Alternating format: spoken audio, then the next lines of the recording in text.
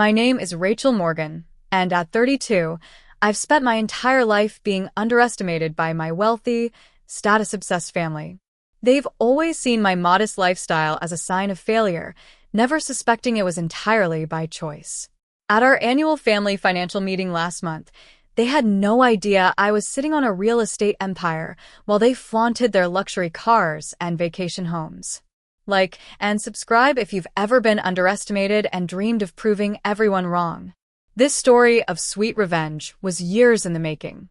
Before we dive into my journey, let me know where you're watching from in the comments. Hit that like button if you've ever had family members judge you unfairly, and subscribe to hear more stories about standing your ground when nobody believes in you.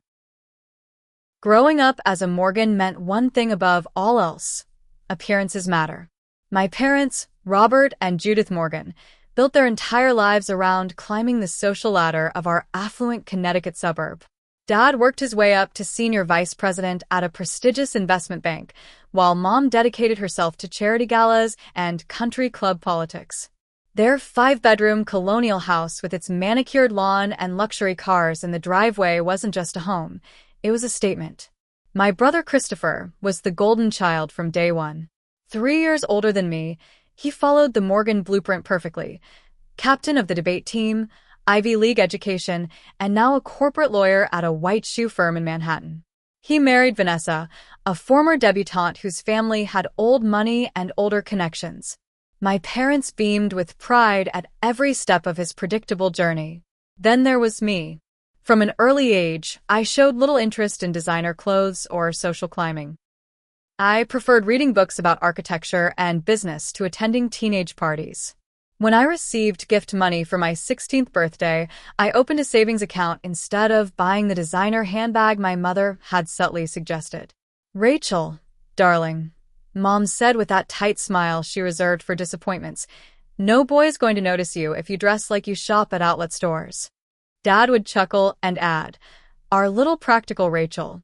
Better hope you marry well, sweetheart, because penny pinching isn't going to get you far in life." They meant these comments as gentle corrections, guiding me back to the Morgan way. They never realized each remark pushed me further in the opposite direction. My fascination with real estate started during visits to my grandfather's office.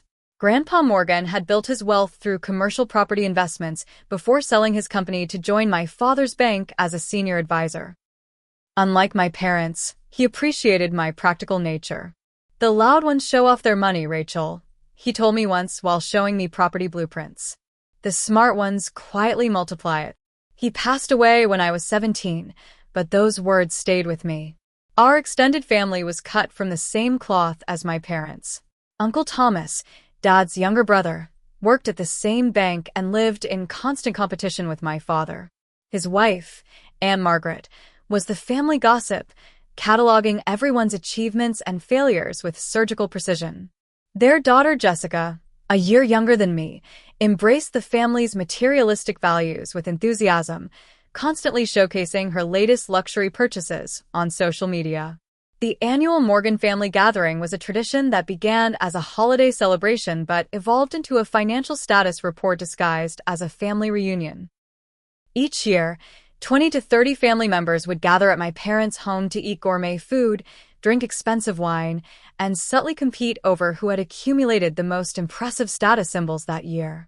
"Rachel, still driving that Japanese economy car?" Uncle Thomas would ask every year. "You know, there's a difference between being frugal and looking poor, dear." Aunt Margaret specialized in backhanded compliments. "That outfit is so sensible, Rachel. It's refreshing to see someone who doesn't care what others think about their appearance." By my early 20s, I had mastered the art of smiling through these gatherings while revealing as little as possible about my life. I maintained surface-level pleasantries, but emotionally disconnected from these people who claimed to be family, but treated life like a competition I had no interest in winning, at least not by their rules. The family dynamic was clear.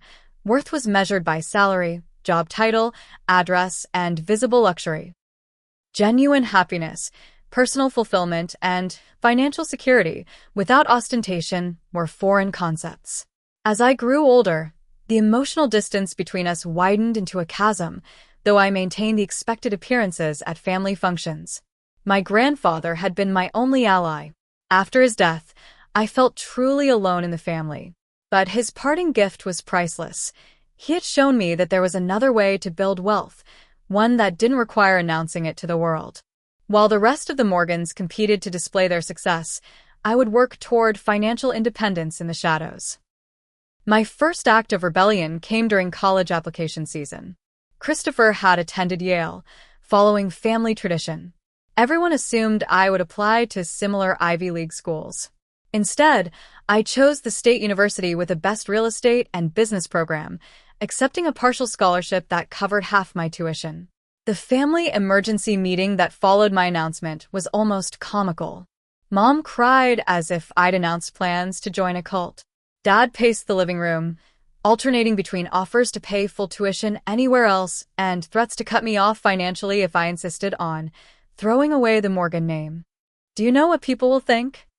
Mom sobbed. The Alderson's daughter got into Princeton. The Harrington's son is at Columbia. What will I tell everyone at the club? Tell them I got a scholarship, I suggested. A scholarship? Dad exploded. Morgans don't need scholarships. We give scholarships to others. Despite their protests, I stood firm. They eventually agreed to pay half my remaining tuition if I maintained a 4.0 GPA, assuming the academic pressure would make me transfer to a proper school. What they didn't know was that I had already planned to work through college regardless of their support. On my first day at university, I met Olivia Taylor, my randomly assigned roommate who would become my closest friend. Olivia came from a middle-class family and worked 2 part-time jobs while maintaining excellent grades. She never judged my family background or questioned why someone from my privileged upbringing chose to work at the campus coffee shop at 6 a.m. before classes. "You're the least pretentious rich person I've ever met," she told me once. "I'm not rich," I corrected her. "My family has money. There's a difference." By sophomore year, I had landed an internship at a local real estate development company. The position wasn't prestigious enough to impress my family, but it gave me something far more valuable: practical experience and a mentor. Eleanor Simmons was the company's senior development director, a self-made success story who had built her career from scratch. In her mid-50s with salt and pepper hair, she never bothered to dye. Eleanor cared about results, not appearances. "You have good instincts," she told me after I helped analyze potential investment properties. "And you're willing to do the unglamorous work.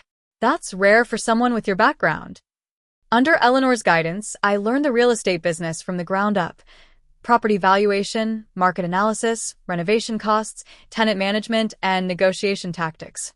When I graduated with honors, she offered me a full-time position. My family's reaction was predictably disappointed. At the graduation dinner, Christopher, already 3 years into his legal career, asked condescendingly, "So you'll be what? A glorified property manager?" Mom tried to spin it positively. "It's just a starter job, honey. With your degree and our connections, you could join a major commercial real estate firm in New York." I smiled and changed the subject, having learned that explaining my long-term strategy was pointless. They couldn't comprehend why anyone would choose a smaller salary now for independence and growth potential later. Christopher's wedding to Vanessa 6 months later perfectly highlighted the wealth disparity in my family's eyes.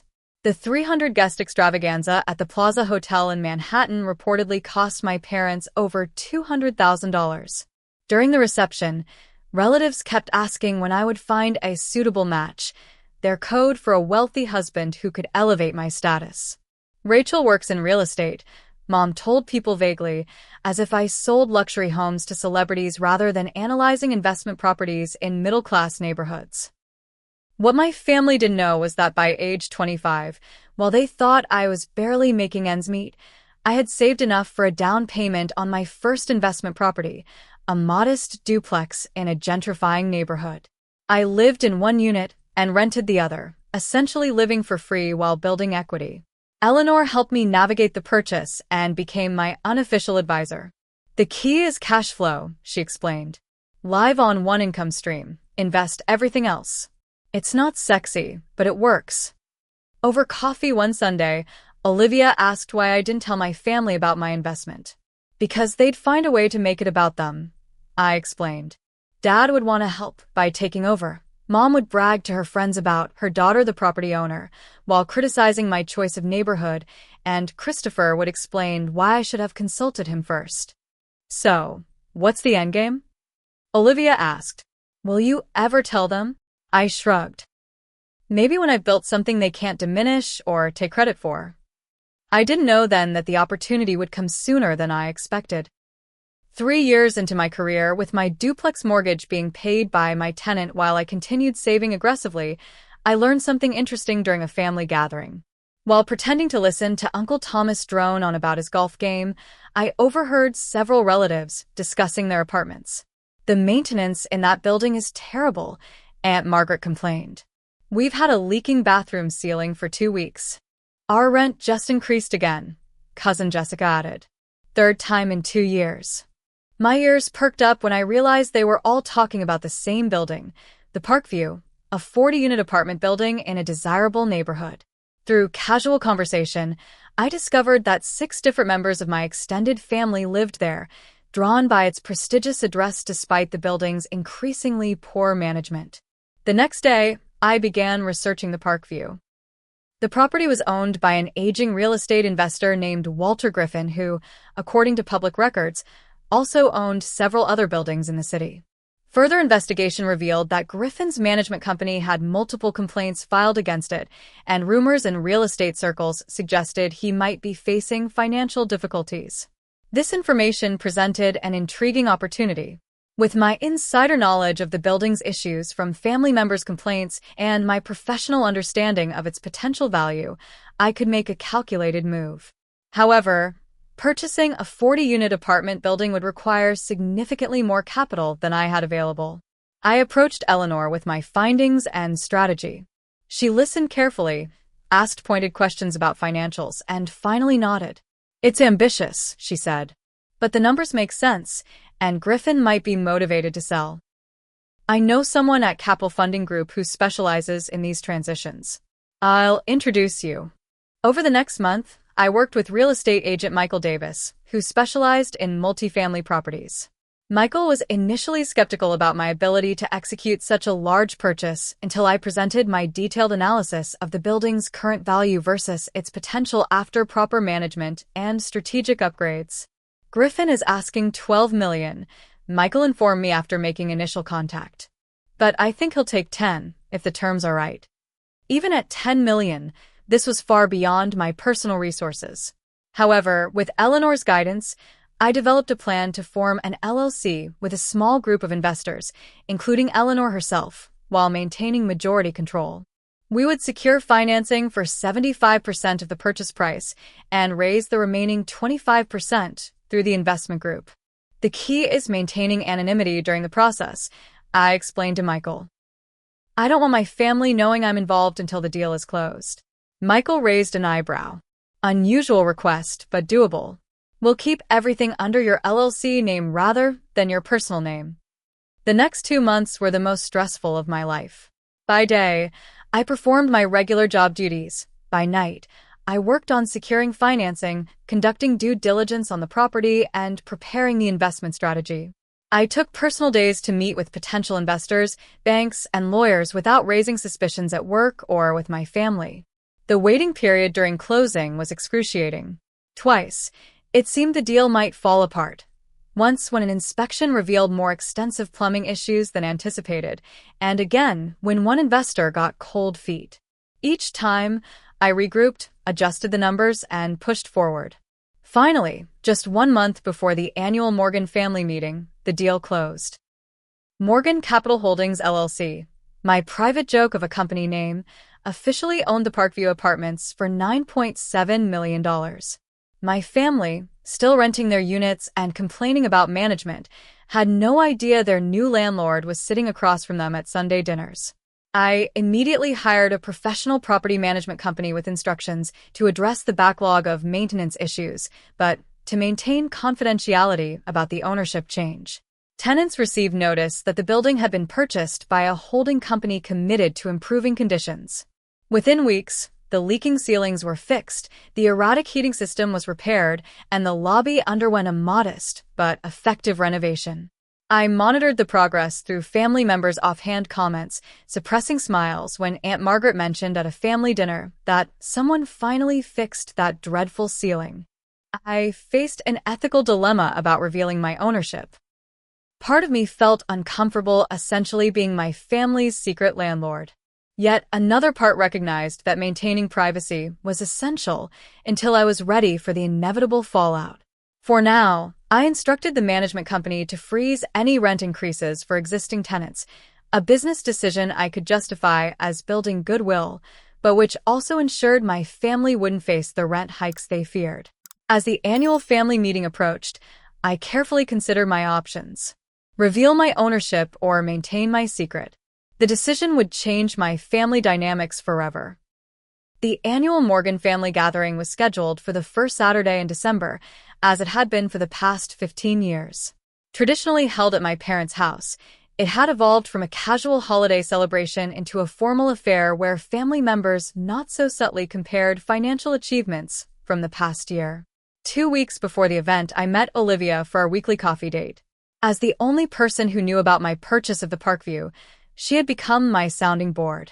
"So are you going to drop the bombshell?" she asked, stirring her latte. "I'm still not sure," I admitted. Part of me wants to see their faces when they realize I own the building they've been complaining about for years. Another part thinks it's better to keep my financial life private.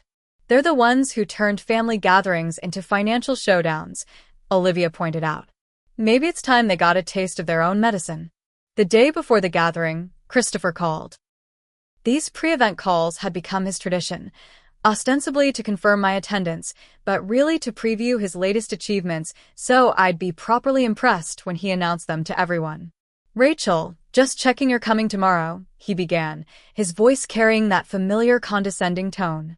"Vanessa and I have some exciting news to share." "I wouldn't miss it," I replied, knowing what was coming. "We've just put a deposit on a vacation home in the Hamptons," he continued without prompting. "Nothing extravagant, just a 5-bedroom on 2 acres. You should come see it next summer if you can get time off from... What are you doing these days?" "Still at that small development company." "Still there," I confirmed, not mentioning my recent promotion or my property portfolio. "Well, keep at it. Everyone starts somewhere," he said with fake encouragement. "Anyway, Mom wants everyone dressed nicely. Business casual at minimum." I chose my outfit carefully. A simple black sweater, dark jeans, and boots that were well-made but showed some wear.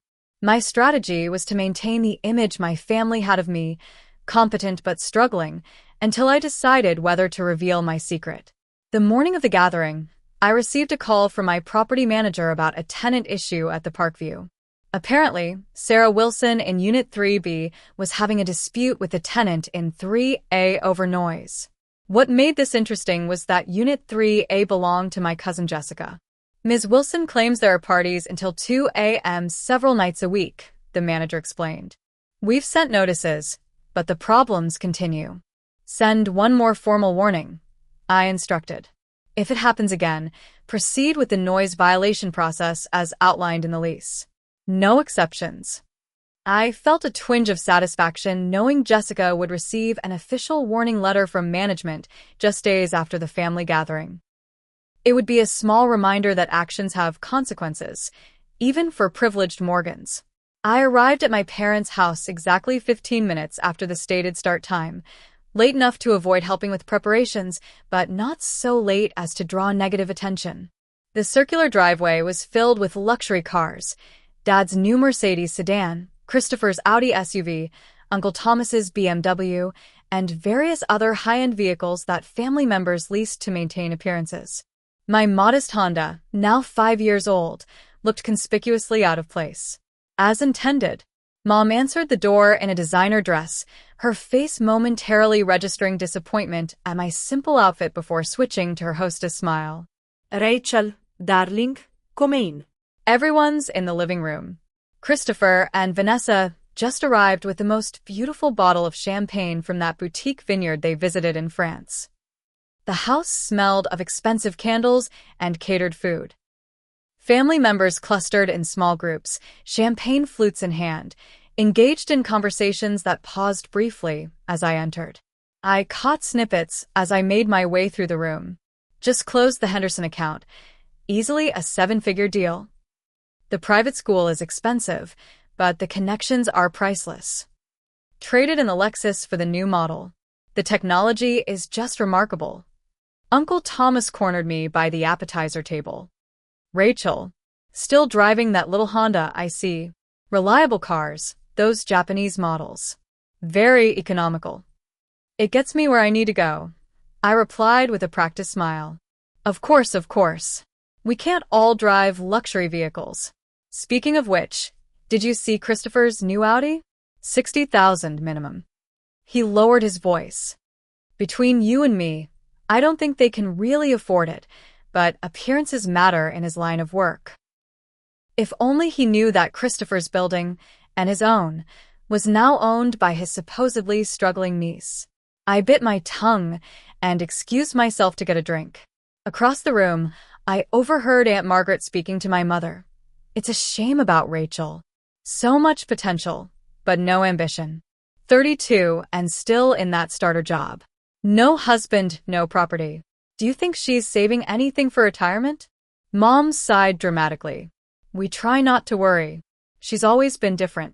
Robert thinks she'll grow out of this independent phase eventually. I gripped my water glass tighter, reminding myself that their opinions couldn't hurt me anymore. In a few hours, I would either leave with my secret intact or change the family dynamic forever. By 6 o'clock, the formal portion of the gathering began. Dad called everyone to attention, directing family members to take seats in the expanded dining room.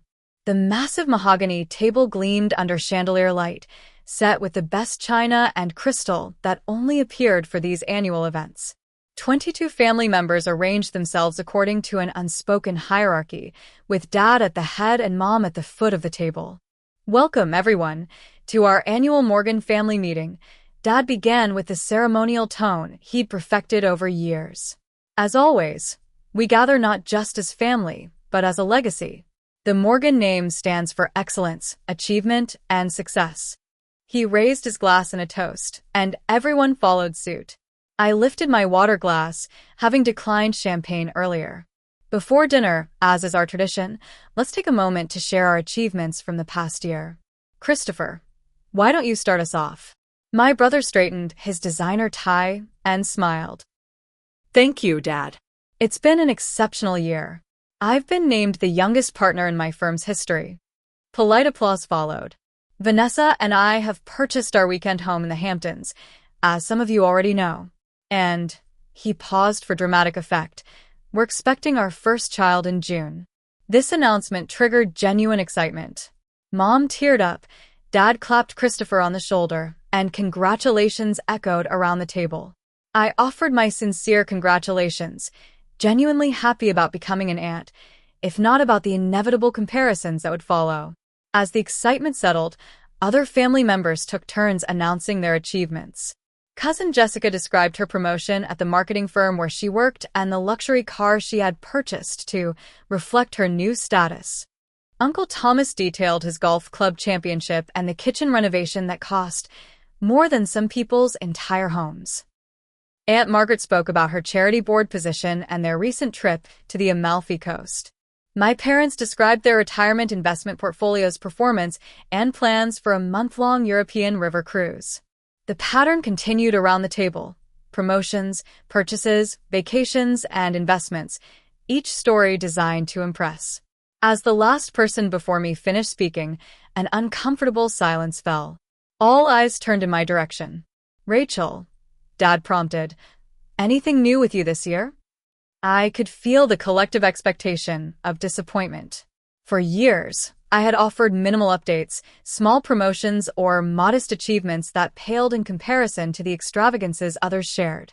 This had become my role in the family narrative, the underachiever, the cautionary tale. Not much to report, I said casually. Still at the same company.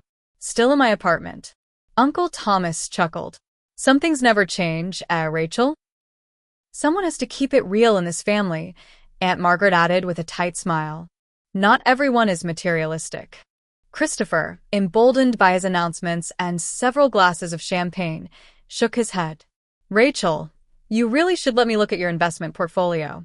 At your age, you should be building toward property ownership, not just renting forever.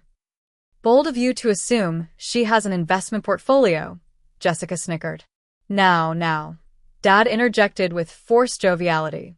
Rachel has always been prudent with her resources. Prudent is one word for it, Uncle Thomas said.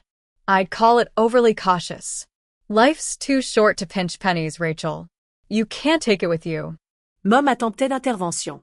Rachel has other qualities. She's very reliable. Reliable people make great employees but poor entrepreneurs, Uncle Thomas pronounced with the confidence of someone who considered his opinions facts. No offense, Rachel, but at this rate, you'll be renting that same apartment until retirement.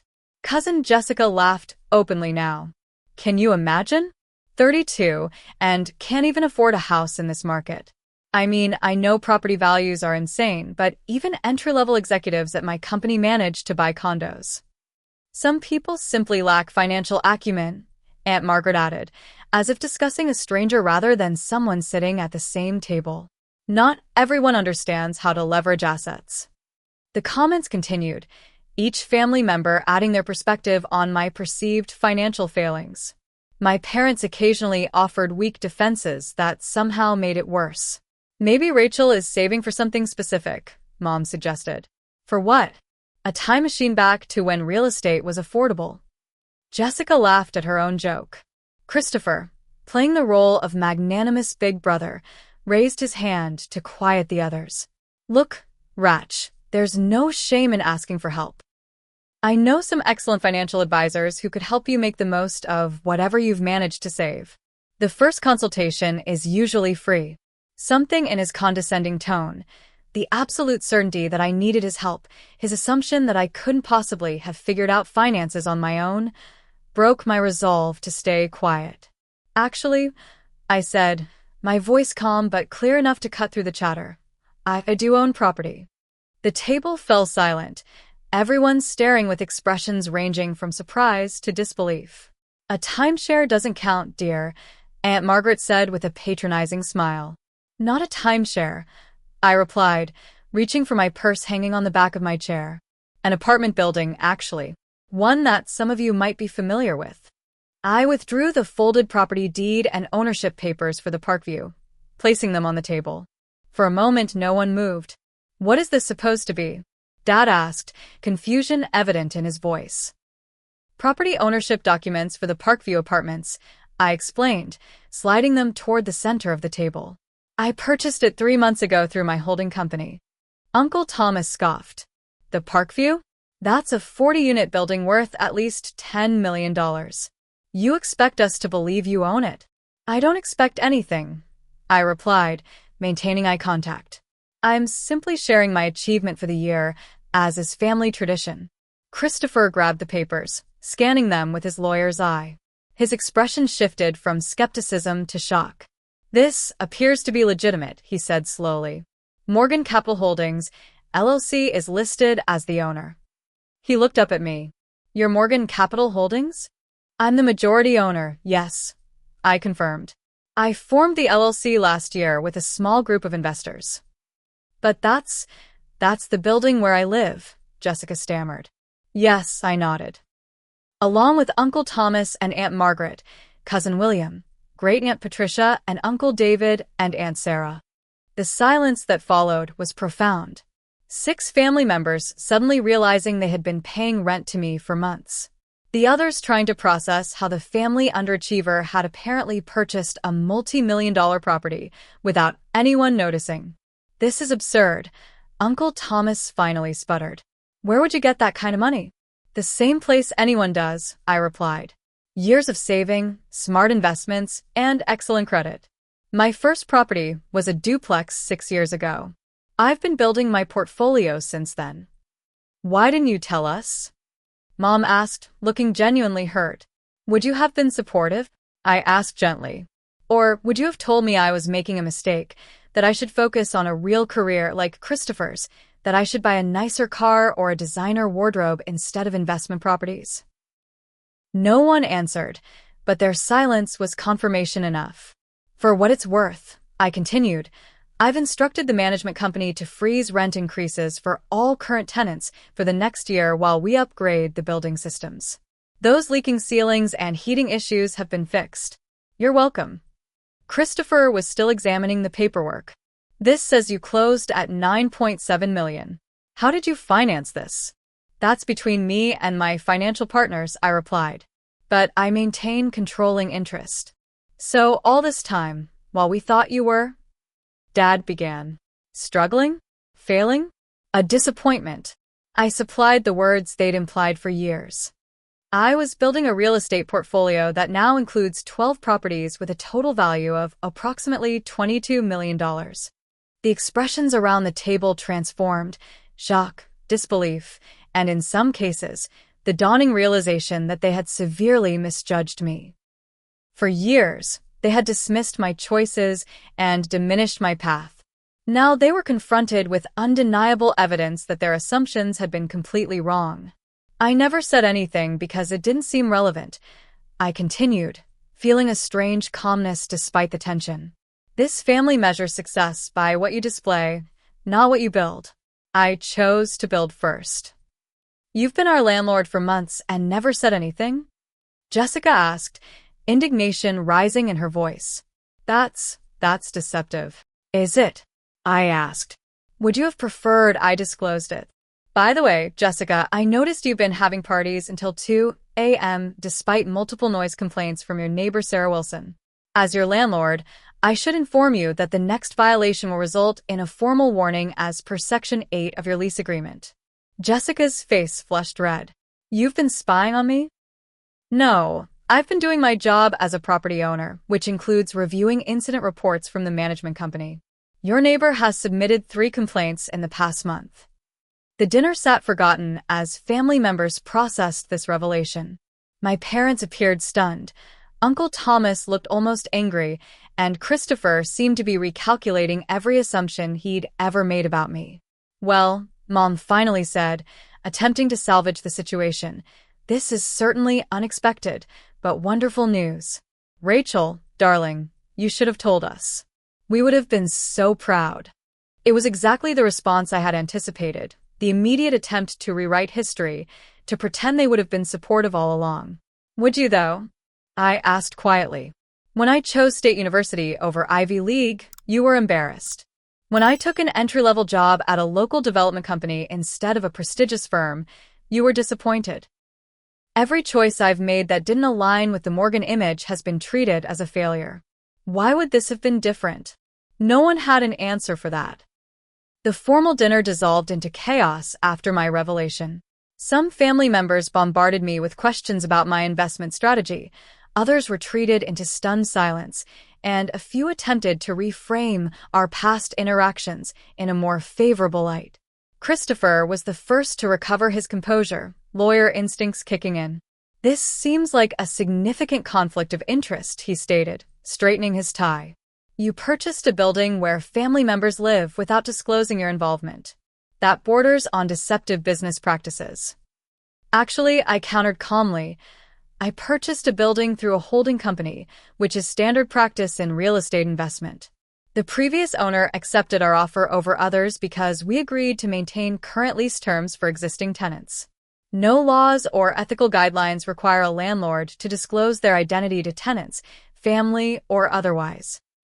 But we're not just tenants, we're family, Jessica protested, still processing that her younger cousin was now her landlord. Yes, and as family, you've benefited from my decision to freeze rent increases and prioritize maintenance issues that the previous owner ignored for years, I pointed out. Would you prefer I had let another investor buy the building? Someone who might have raised rents immediately or converted the units to condos.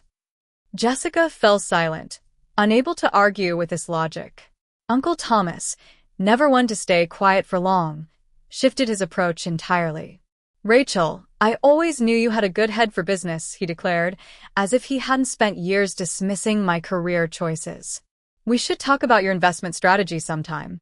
Perhaps there are opportunities for us to collaborate. The same investment strategy you called overly cautious 30 minutes ago? I reminded him gently. His face reddened. Well, clearly I was mistaken. That's the mark of a good businessman, admitting when you're wrong and adjusting your perspective. Aunt Margaret, meanwhile, was attempting damage control in her own way. Rachel, darling, I hope you didn't take our little jokes seriously all these years. We've always admired your independence. I was just telling Barbara Williams at the club last week what an impressive young woman you are.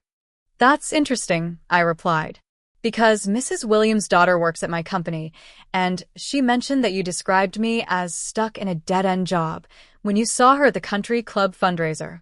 Aunt Margaret's smile froze on her face. There must have been some misunderstanding.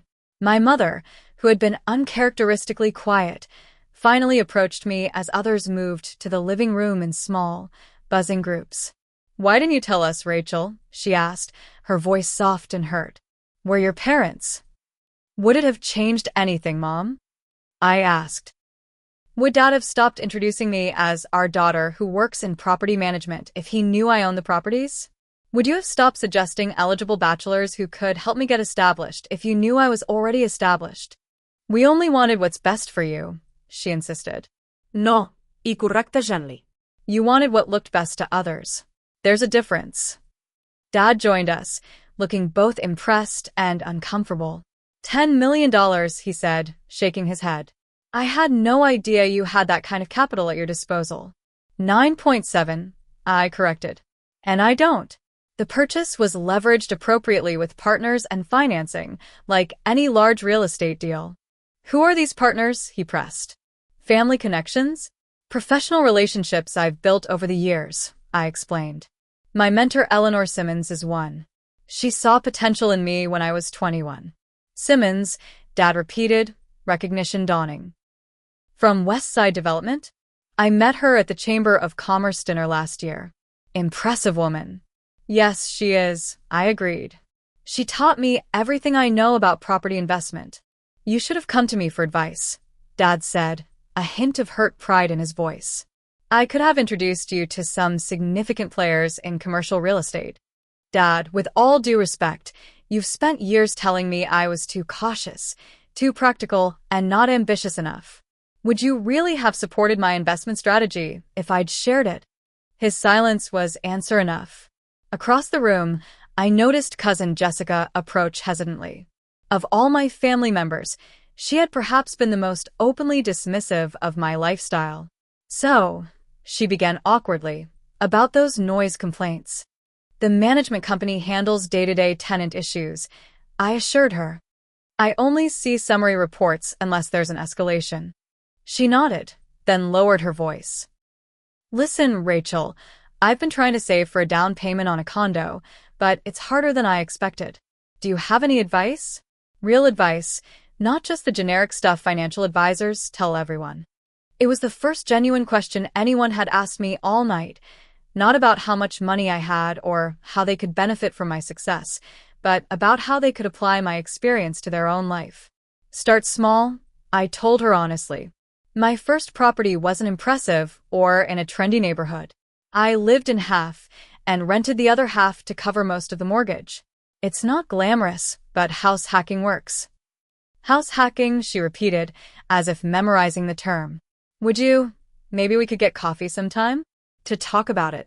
I'd like that, I said, surprising myself with the sincerity of my response. Christopher approached next, his expression a complex mixture of pride, confusion, and something that might have been regret. So my little sister is a real estate mogul, he said, attempting a light-hearted tone but not quite succeeding. Hardly a mogul, I corrected. Just an investor who made some good decisions.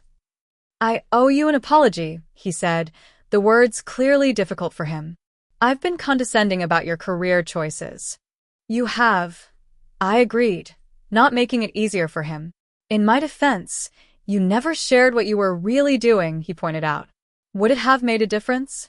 I asked. Or would you have tried to help by telling me what I was doing wrong, despite having no experience in real estate investment yourself? He winced. Fair point. I probably would have done exactly that. He paused. It's going to take some getting used to. My little sister, the secret millionaire. I'm not a millionaire, I clarified. I have significant assets, but also significant leverage. Net worth on paper doesn't equal cash flow. And she still talks like an accountant, he said with a genuine smile this time. Some things haven't changed. As the evening progressed, family members cycled through various reactions: disbelief, recalibration, opportunism, and eventually a grudging respect. I answered questions selectively, maintaining boundaries around my financial details while acknowledging the shift in our family dynamic. By the time I prepared to leave, the atmosphere had transformed. Family members who had barely acknowledged me in previous gatherings now made points to say warm goodbyes. Uncle Thomas pressed his business card into my hand, mentioning potential investment opportunities. Aunt Margaret insisted we schedule lunch soon. My parents walked me to the door, my mother hugging me tightly. I'm proud of you, she whispered. Not because of the money, she added quickly, but because you knew what you wanted and worked for it, even when no one believed in you. Especially when no one believed in you. It was perhaps the first completely genuine thing she'd said to me all night. Dad cleared his throat. Your grandfather would have been proud too, he said gruffly. He always said you reminded him of himself. I nodded, not trusting myself to speak. In all the scenarios I had imagined, I hadn't anticipated how much that simple acknowledgement would mean to me. As I drove home in my modest Honda, I felt lighter somehow. The secret I had carried for years was now in the open. The reactions had been largely as I expected, but there had also been moments of genuine connection that I hadn't anticipated. Whether those would last beyond the shock remained to be seen, but for the first time in years, I felt like my family was seeing the real me. The following morning, I called Olivia before she could call me, knowing she would be desperate for details. So, she demanded without preamble, did you drop the bomb? What happened?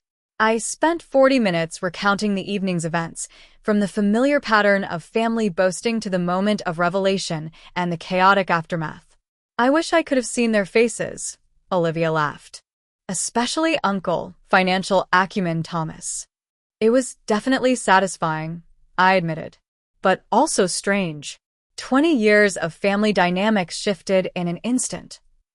Do you regret telling them? She asked. I considered the question carefully. No. It wasn't about the money, really. It was about being seen for who I actually am, not who they assumed I was. Later that day, Eleanor called. As my mentor and now business partner, she had known about my plan to potentially reveal my financial status to my family. How did the Morgan clan take the news? She asked. About as expected. Shock, disbelief, then sudden interest in my investment strategy. Eleanor chuckled. Classic. The question is, what happens now? Will you let them into this part of your life, or maintain separation? It was the central question I had been pondering since leaving my parents' house. Which relationships were worth salvaging? Which family members had shown genuine interest in me as a person, not just as a newly discovered resource? I'm thinking case by case, I told her. Jessica asked for legitimate advice about property investment. That seems genuine. Christopher apologized, which must have been difficult for him. My parents, they're trying in their way. And the others? Uncle Financial Acumen. I laughed at her use of Olivia's nickname. Professional courtesy, nothing more. I won't be sharing investment opportunities with him anytime soon. Good, Eleanor approved. Success often brings people out of the woodwork. Be discerning about who you let into your confidence. Over the next few weeks, I established new boundaries with various family members. When Uncle Thomas emailed about a ground floor investment opportunity that required immediate capital, I politely declined. When Aunt Margaret suggested lunch at her country club where she could introduce me to some useful connections, I proposed a quiet cafe instead. Christopher surprised me with a thoughtful email a week after the gathering. Unlike his usual communications, it wasn't about his achievements or thinly veiled advice. I've been reflecting on our conversation, he wrote. You were right that I probably wouldn't have supported your investment strategy if you'd shared it earlier. I've spent my career following a prescribed path that our family valued, never questioning whether it was the only valid definition of success. Watching you create something substantial on your own terms has been eye-opening. I'm proud of you, and maybe a little envious of your courage to define success for yourself. It wasn't a complete transformation. Christopher would always be Christopher, but it was a significant shift in our sibling dynamic. My parents made tentative efforts to rebuild our relationship on more authentic terms. Mom called more frequently, asking questions about my work that showed genuine interest rather than evaluation. Dad invited me to lunch without bringing up potential business connections or suggesting career moves. During one such lunch, he admitted, "I didn't understand your approach because it was so different from mine. I equated visible success with actual success." "Grandpa tried to teach me the difference," I told him. "He said the loud ones show off their money, while the smart ones quietly multiply it." Dad nodded slowly. My father tried to teach me the same lesson. I was too focused on climbing the social ladder to listen. These moments of genuine connection were interspersed with occasional backsliding into old patterns. Mom still sometimes mentioned eligible bachelors or suggested designer stores when I needed new work clothes. Dad occasionally slipped into giving unsolicited financial advice. Old habits die hard, and family dynamics are among the most entrenched habits of all. I maintained privacy about my other investments and future plans, sharing only what felt comfortable.